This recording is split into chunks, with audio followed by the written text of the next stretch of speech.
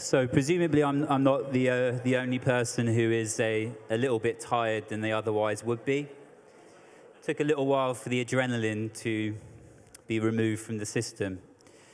So I'm Daniel. Good morning. So if you've ever been to anyone put your hand, have ever been to a village fete?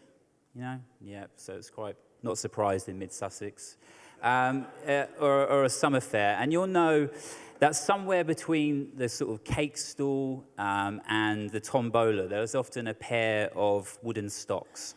Yep. Although I have found out recently that stocks, this is a distinction. Stocks, I found out, are only if your feet are in, but it's a pillory if your head and your arms are in it. So there is a distinction between the two. So I don't know if that's interesting to you. I don't know if you knew that already. But I should have a picture coming up to illustrate this. And I spent a while trying to find a good picture. And again, I'm not recommending this, but can anyone see something interesting in this image? I mean, the head is, you can just about see the head. Someone's throwing a cat. Yeah. So I'm not recommending that or condoning it, but I did find it an interesting detail when I looked at the different pictures. So what usually happens is someone brave, it's usually the head teacher, they climb in, lock their hands in, their head in place, and usually for about £1 a go, a queue of smiling children or annoyed parents get to throw wet sponges at their face.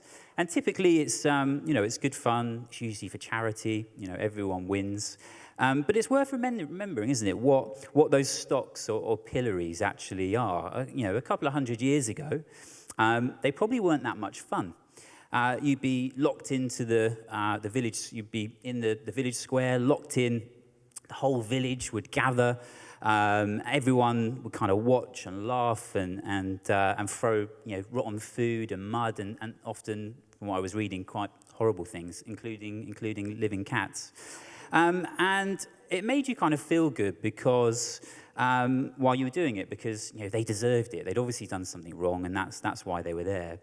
And most of us, I think, will think, I did. I think we've sort of grown out of that, haven't we? But I don't think we have really. I think what's kind of happened is we've kind of just moved it online. And so there's certain stories, aren't there, that seem to spread really quickly on the internet. And they're always the same kind of stories. Someone's got caught doing something. It's been a politician, a celebrity, or perhaps in a lot of cases, someone we've actually never heard of. Often they said something stupid, and then within a few hours, there's thousands of comments coming in, screenshots are circulating, the quote tweets are kind of stacking up, the crowd has kind of gathered to watch, but rather than being in that village, they're online.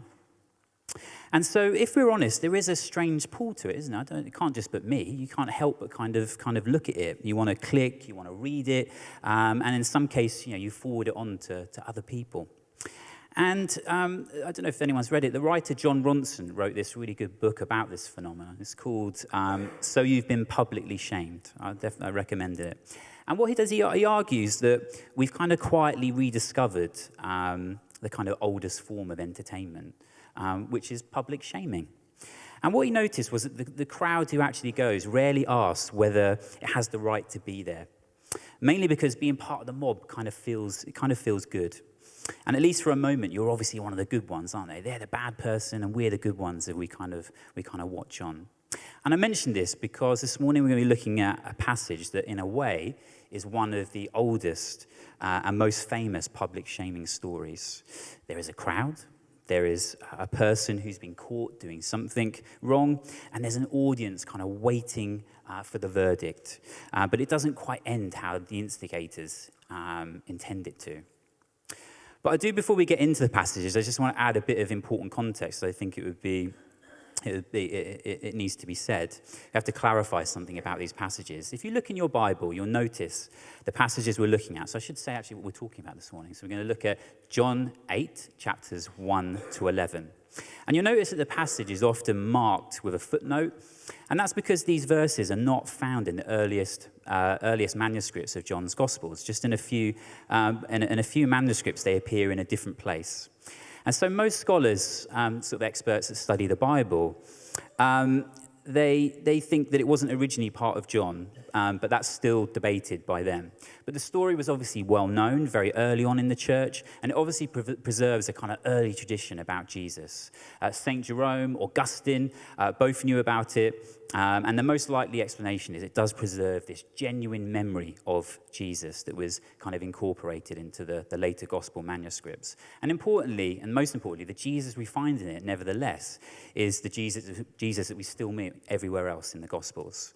So this morning we're going to look at these passages still, and we're going to kind of ask three things. We'll think about what's actually going on in the story, what does it have to say to us, and most importantly, how does it point us to Jesus?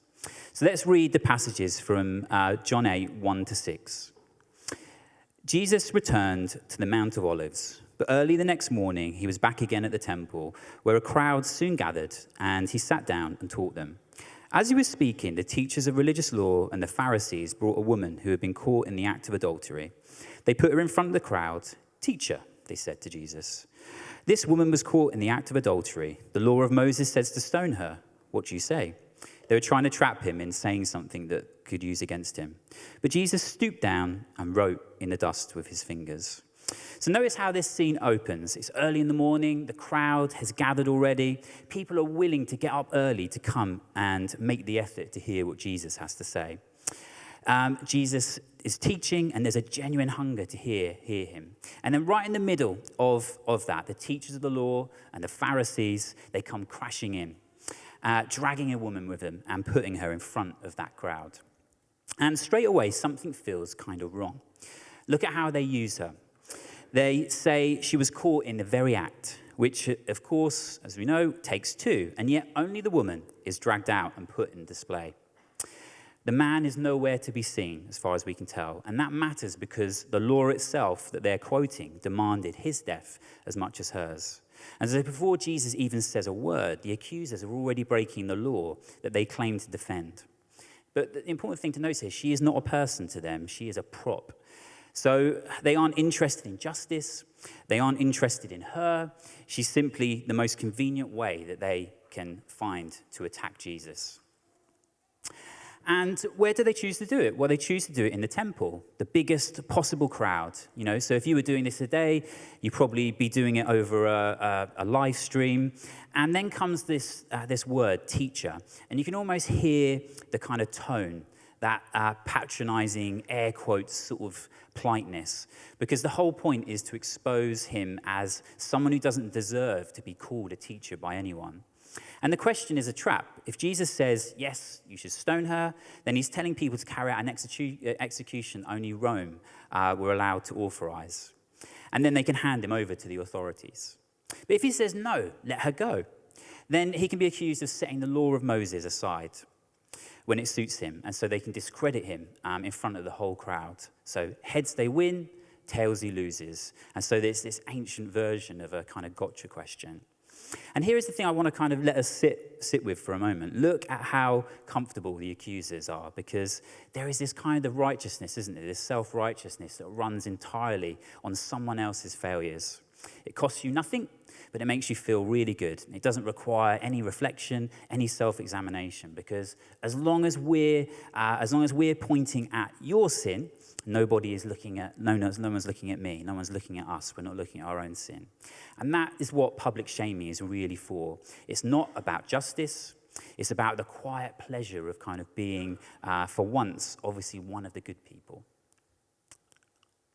And if we're honest, the pleasure isn't something that only happened in a temple courtyard 2,000 years ago. It is a stone that fits very comfortably into our own hands, into modern hands. And so let's carry on reading from chapter 8, verse 7 to 11. They kept demanding an answer, so he stood up again and said, "All right, but let the one who has never sinned throw the stone." Then he stooped down again and wrote in the dust. When the accusers heard this, they slipped away one by one, beginning with the oldest, until only Jesus was left in the middle of the crowd with the woman. Then Jesus stood up again and said to the woman, "Where are your accusers? Didn't even one of them condemn you?" "No, Lord," she says. And Jesus said, "Neither do I. Go and sin no more." So at first, Jesus says nothing at all.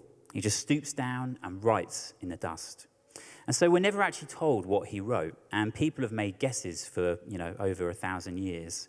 The oldest suggestion, one of the most common ones, is that he began writing down the names of the accusers and the woman's accusers, and then also writing down their sins. But we genuinely don't know. That's just conjecture.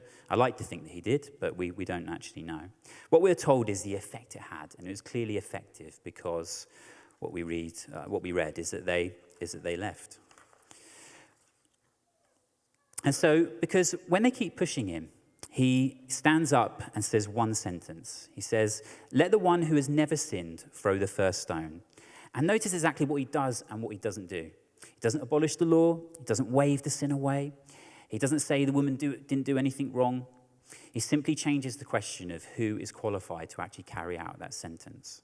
Under the law, stoning could only begin with the witness's own hands. And there are seemingly no witnesses present because the men who dragged the woman there are the accusers, but not the witnesses.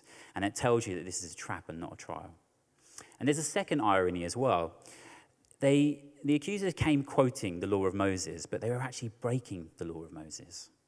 They dressed up this private agenda to try and capture Jesus as a public justice, using a real sin, a real woman as bait for their trap. And the deceit is its own violation of the law they claim to be defending, because the stone throwers themselves were lawbreakers themselves. And so they leave, and the writer notices the order. They slip away one by one, beginning with the oldest. And I think that's an interesting detail, isn't it? The oldest go first, probably because they've lived long enough to know exactly what they would have to admit to if they stayed. And that's the kind of insight that I think probably comes with age. Maybe as we get older, we become a bit more aware of our own weaknesses and our own failures. And then the accusers are gone. It's just Jesus and the woman. And he says the words the whole passage has been moving towards. "Where are your accusers? Didn't even one of them condemn you?" "No, Lord," she said. And Jesus said, "Neither do I. Go and sin no more." So at this point, it'd be very easy for us, wouldn't it? Okay, to close the Bible, to think we've got it, we've learnt our lesson, don't be so judgmental, be a bit more forgiving, stop throwing stones, and we can just work a little bit harder to try and be nicer and better people. But if that's the takeaway, then based on my own experience, most of us probably won't last a week. It's like me deciding in my own strength to stop eating chocolate. My intention is sincere, but the results are ultimately unimpressive. As Jesus said, the spirit is willing, but the body is weak. Because the reason we throw stones is not really a behavior problem that we can fix with a little bit more effort. It's because it's a problem of the heart.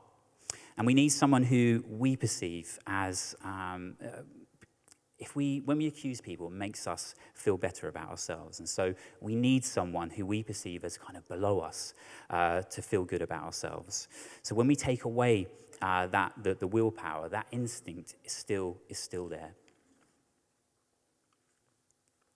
But it isn't just a comfortable story about other people's hypocrisy. The text itself won't allow us to do that. It won't allow us to stay in the crowd, because it doesn't only make us the accusers, it makes us the woman as well.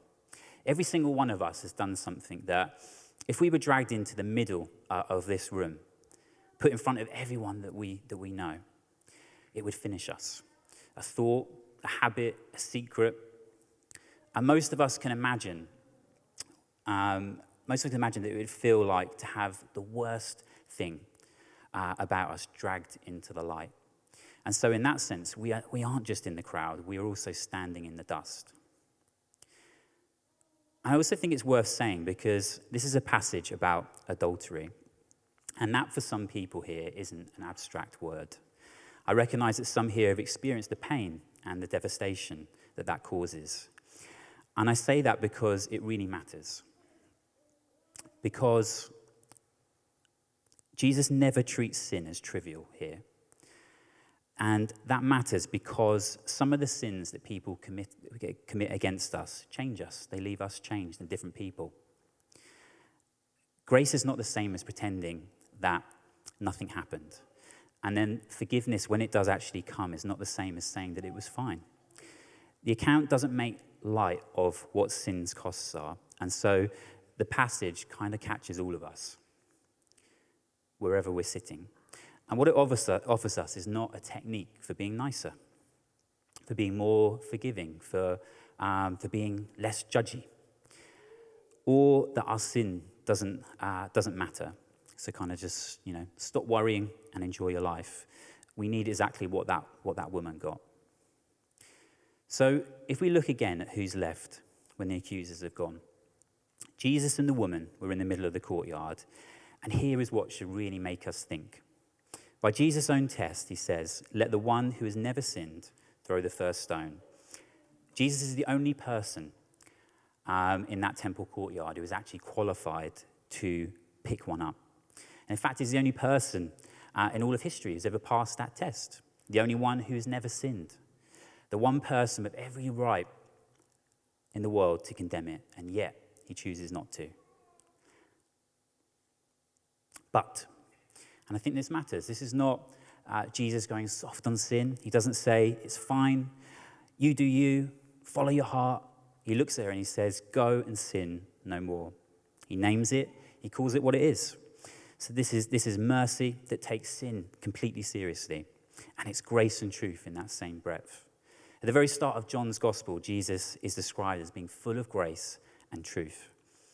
And here it is playing out in that temple courtyard. Grace doesn't condemn us, but truth calls us to a different way. And that is exactly why Jesus refuses to be recruited to either side of our culture. To the person who says, God just accepts anyone, sin doesn't really matter. No, it's not true. Look again, he says, sin no more. Sin does matter. To the person who says, well, I'm one of the good ones. No, you're not. We're all either the woman in the story or the hypocrite who wants to throw stones. And in most cases, we're a bit of both. And Jesus doesn't offer us a license to do whatever we want or justification for looking down on people either. He offers something else, full transparency, understanding about who we are, and yet he's still willing to accept us. But that raises quite a hard question, doesn't it? How can you do that? How can a holy God look straight at real sin and say, neither do I condemn you? Well, not by pretending that it isn't there, because the only way condemnation can ever be lifted is if somebody else carries it on for you, on your behalf. And that's the good news, isn't it, at the very heart of this account. That the stones that should have fallen on that woman, the judgment that, if we're honest, should fall on us, fell instead on Jesus.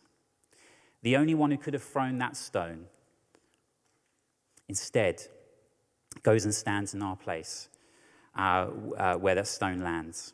He was the one who was dragged out into the middle of that jeering crowd. He was the one who was stripped, shamed, and publicly executed. He was, as Isaiah put it in 53:12, the one who bore sins of many and interceded for rebels, not because he had been caught, but because we had. And on the cross, the only sinless man is condemned so that the guilty get to walk free. So when Jesus says to the woman, neither do I condemn you, it's not cheap, it's not going soft on sin, it is the most costly thing in the universe. And he can say it to her, he can say it to us, because he's about to absorb in his own body that guilty verdict that we had coming. And this is what actually changes our hearts, our desires, the things we love, not just our behavior. Think about it. If the only person actually qualified to condemn us has instead stepped forward to take that condemnation, then you never have to try and prove that you're one of the good ones ever again. You can put the stones down because you're no longer running that kind of exhausting project of trying to be righteous and good at everyone else's expense. You can stop hiding too, because God already knows the very worst thing about you, about us. He's already carried it. He's already forgiven if you're willing to accept it. So as we come to respond this morning, it'd be great if the worship team could come up for us. And let me draw this together for us so we can kind of see the implications of what this passage means for us. I think there are two things that I think we can take away about understanding Jesus' forgiveness and what he offers us. So the first thing that his forgiveness does, we can take from this, is that it changes us.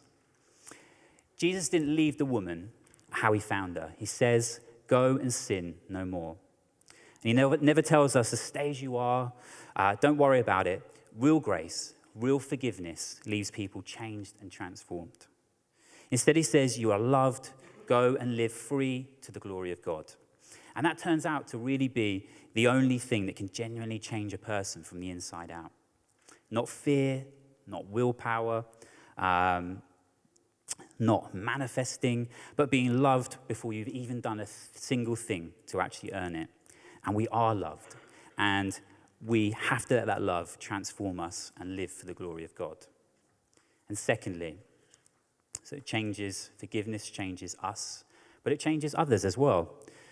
People who have really been forgiven slowly become forgiving people. Once you've been let off the hook yourself, we begin in time, often more slowly than we'd like, to lose that appetite for keeping other people on it. You leave the crowd and you become someone quicker to put down stones instead of picking them up.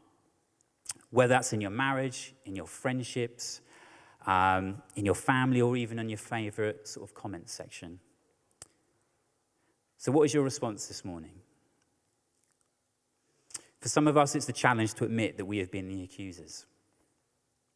Keeping a tally, quietly enjoying, feeling superior, condemning other people in our heads and sometimes even out loud.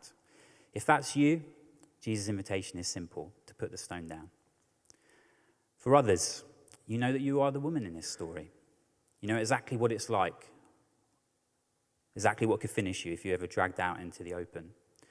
And so this morning you need to hear these words spoken over you by the only one with the right to condemn and receive it. Neither do I condemn you. You don't have to earn it. You only have to come. You only have to receive it. Because receiving it means leaving it behind self-justification and just letting Jesus lead you into a different and more satisfying life. Real belief is not sitting back. It isn't just admiring the story from a safe distance in the crowd. It's stepping out of the crowd altogether. Standing where the woman stood and letting Jesus take the place that should have been yours. One of the ways we respond to that is in sung worship, because worship is simply what happens when we stop trying to justify ourselves and we gladly invite and let Jesus be the one who does it for us instead, who justifies us. So if you would like to respond this morning, you want to be prayed for, come out to the front where our prayer team will be waiting for you. Thank you.